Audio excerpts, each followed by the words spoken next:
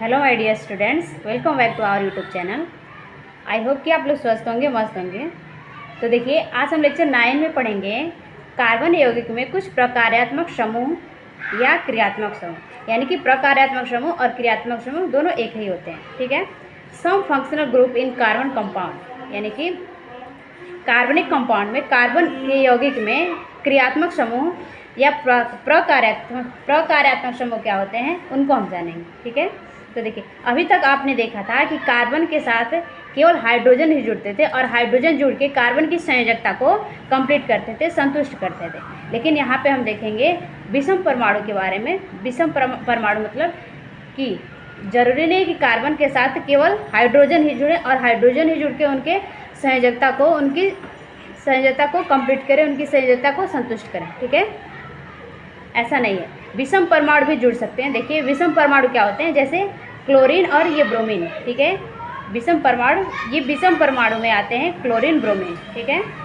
और यौगिकों का प्रकार बात करें तो इनको हम हैलो ग्रुप कहते हैं। किस में आते हैं, ये हैलो में आते हैं। इनको क्या कहेंगे, क्लोरो, ये देखिए Cl है यानी कि क्लोरीन है, इसके लिए हम क्लोरो लगाएंगे, और Br है तो हम ब्रोमो लगाएंगे। यानी कि इनके अगर इस कंपाउंड का नाम लिखेंगे तो क्लोरीन के लिए हम और क्लोरीन के लिए क्लोरो लगाएंगे, ब्रोमीन के लिए ब्रोमो लगाएंगे। इन दोनों को ये हैलो समूह कहलाते हैं। क्या कहलाते हैं, हैलो समूह कहलाते हैं। ठीक है, ये भी एल्केन में ही आते हैं। ठीक है। देखिए, अगर इस प्रकार्यात्मक समूह की बात करें तो इसका प्रकार्यात्मक समूह का फॉर्मूला क्या होगा, यानी कि इसका फॉर्मूला क्या होगा क्लोरो और ब्रोमो की। तो देखिए, डैश Cl और डैश Br। ठीक है, ये क्या होते हैं, हाइड्रोजन परमाणु के प्रतिस्थापित होते हैं। यानी कि हाइड्रोजन के जगह पे हम इस Cl और Br का यूज़ हम कर सकते हैं, यानी कि क्लोरो और ब्रोमो का यूज़ कर सकते हैं। ठीक है। अब दूसरा बात करें, दूसरे विषम परमाणु की बात करें तो ऑक्सीजन। और ऑक्सीजन कौन से यौगिक को बनाता है, तो देखिए ऑक्सीजन एल्कोहल बनाता है। ठीक है, एल्कोहल बनाता है, और ऑक्सीजन के साथ जो एल्कोहल बनता है उसका प्रकार्यात्मक समूह क्या होता है, यानी कि उसका फंक्शनल ग्रुप क्या होता है, उसका फॉर्मूला क्या होता है। तो देखिए OH डैश OH, यानी कि ये क्या बताता है, एल्कोहल के फार्मूले को बताता है। ओके, जिसमें ऑक्सीजन भी जुड़ा हुआ है। ठीक है। अब दूसरा देखिए एल्डिहाइड, जिसका प्रकार्यात्मक समूह क्या है, डैश C++OH। यानी कि देखिए, कार्बन की क्या है, संयोजकता कंप्लीट करना है। तो देखिए डबल बॉन्ड यानी कि 2 और एक 3 और एक 4, यानी कि कार्बन की चारों संयोजकता संतुष्ट हो गई है। ठीक है, इस तरह से, यानी कि ये क्या है, एल्डिहाइड का प्रकार्यात्मक समूह, एल्डिहाइड का फॉर्मूला। ठीक है। कार्बन के जगह पे हम केवल हाइड्रोजन को न जोड़ के ऑक्सीजन को भी जोड़ सकते हैं, ऑक्सीजन और हाइड्रोजन दोनों को भी जोड़ सकते हैं। ठीक है। अभी थर्ड पॉइंट देखिए, कीटोन क्या होता है। तो देखिए, कीटोन कार्बन के साथ ऑक्सीजन, और ये जो डैश दिख रहा है, इस डैश के जगह पे यहाँ पे आप कोई भी तत्व जोड़ सकते हैं, कोई भी मॉलिक्यूल जोड़ सकते हैं, कुछ भी, सल्फर भी जोड़ सकते हैं, नाइट्रोजन भी जोड़ सकते हैं। ठीक है, ज़रूरी नहीं है कि आप कार्बन है तो कार्बन के संयोजकता संतुष्ट करने के लिए आप हाइड्रोजन भी जोड़ें। ठीक है ना, ये क्या है, कीटोन है, और कीटोन में केवल कार्बन डबल बॉन्ड O, यही दोनों रहेंगे। ठीक है। अगर हम फोर्थ पॉइंट की बात करें तो कार्बोक्सिलिक अम्ल, यानी कि जो कार्बोक्सिलिक यौगिक है, उसका अगर हम प्रकार्यात्मक समूह की बात करें तो उसका प्रकार्यात्मक समूह होता है C++OH। ठीक है। देखिए, यहाँ पे भी इसकी संयोजकता संतुष्ट है, डबल बॉन्ड यानी कि 2 3 4, इसकी भी संयोजकता संतुष्ट है। यानी कि ये कार्बोक्सिलिक अम्ल का ये फार्मूला है, जिसको हम प्रकार्यात्मक समूह कहते हैं।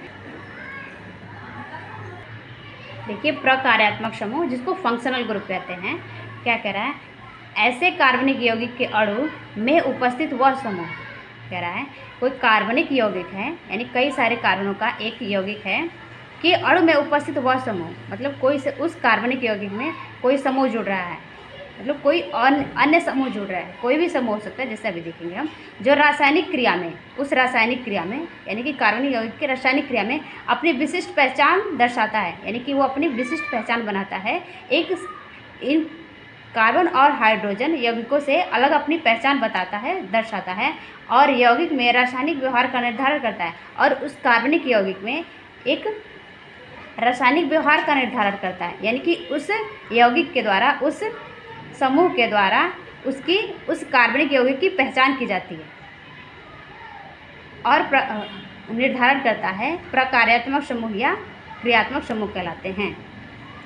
आप सीधे सीधे ऐसे समझ सकते हैं, कार्बनिक यौगिक का वह समूह जिसमें कोई विशिष्ट समूह जुड़ा हो, कोई प्रमुख समूह जुड़ा हो, कोई विशेष यौगिक जुड़ा हो जो उस कार्बनिक यौगिक की पहचान बताता हो, कार्बनिक यौगिक के व्यवहार का निर्धारण करता हो, उस कार्बनिक यौगिक के रासायनिक अभिक्रिया के बारे में बताता हो, उसे हम प्रकार्यात्मक समूह कहते हैं। जैसे देख लीजिए OH, यानी कि जो OH होता है उसको हम हाइड्रोक्सिल समूह कहते हैं। COOH ये क्या कहलाता है, हमारा कार्बोक्सिलिक समूह होता है।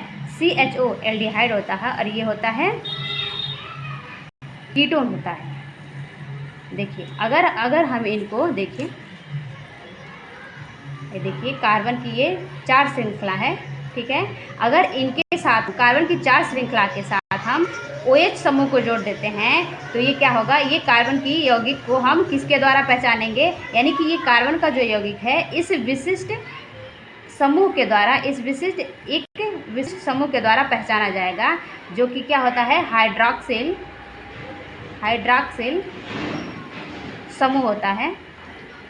यानी कि अब इस कार्बनिक यौगिक को हम हाइड्रॉक्सिल समूह द्वारा दर्शाएंगे और इसका नाम क्या होगा, तो हो जाएगा ब्यूटेनॉल। ओके,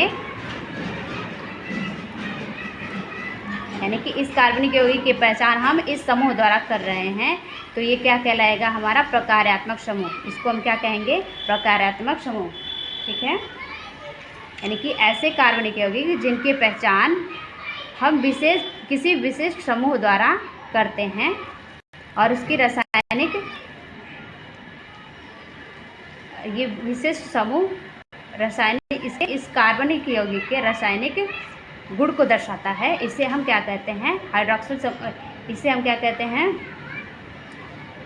प्रकार्यात्मक समूह। ओके, तो आई होप कि हमारा ये वीडियो आपको पसंद आया होगा। अगर हमारा ये वीडियो आपको पसंद आता है तो वीडियो को लाइक, चैनल को सब्सक्राइब करना ना भूलें। Thank you my dear student, bye bye.